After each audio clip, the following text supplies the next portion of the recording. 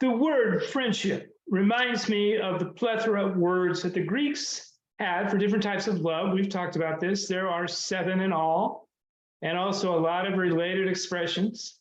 We all want friendship, but true friendship can be elusive. The common friendships that we encounter are casual associations based on mutual friends, associations through work, common friends, clubs, interests, etc. But can we count on most of these casual friendships when we are truly vulnerable and need heartfelt advice? It's risky with casual friends. When we are in a state of exposure, we can be hurt the most easily. This is when we need true friends. I wish I could say that's me and my brother, but it's not. It just is a cute picture I found. Well, what does the word true mean? I guess we need to start with that with respect to friendship. Each of us probably have different definitions, but I would say that true friends will stop what they're doing and come to your aid without question or judgment. There for you, are there for you and only want to help, and the feeling is mutual. So it's a symbiotic relationship. I have a handful of what I call true friends, and I'd like to talk about one of them today. I have a couple. Karen, and I'm not going to give names here. By the way, this is Karen here sitting down in the white top. She's not in this picture. This is in New York. We like to hit all the gay ice cream places when we travel. Karen is my closest female friend, other than my wife, who's sitting across from me. So it's good I added that, huh? Like many men, I've had a hard time with having females as close friends. Opposite sex friendships can be tough to navigate, but it's worked for us, especially when you look like Fabio's youngest and smarter brother. Well, I got a laugh out of Terry anyway. Anyway, here's Karen again. This is taken last week. I've known Karen since 1978. She started work at a local title and escrow company right out of high school at age 18. Actually, was it 17, Terry? 17? 17, working as the receptionist. She continued working there for over 40 years until last week when she retired.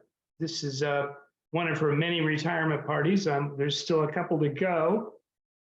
After being the receptionist, she was promoted to sales manager and eventually became the president of the local branch where she served for the past few decades. I first met Karen in her position as sales manager.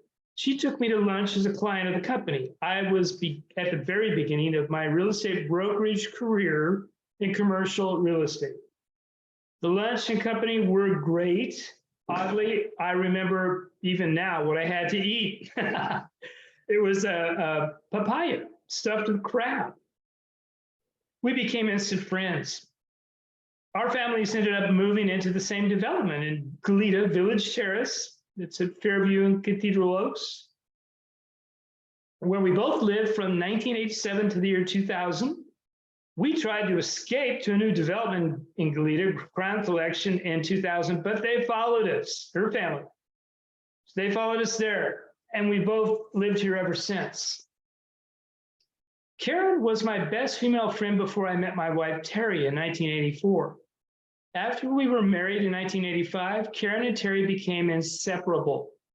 They talk, I say almost every day, that's what I wrote, but it's every day, sometimes several times. I know that I can call Karen anytime, day or night, or just walk down the street for a visit if I want to talk about anything, and she can do the same. It is such a comforting feeling for Terry and me to have such a dependable, honest, caring friend. This is one of her daughters, Madison.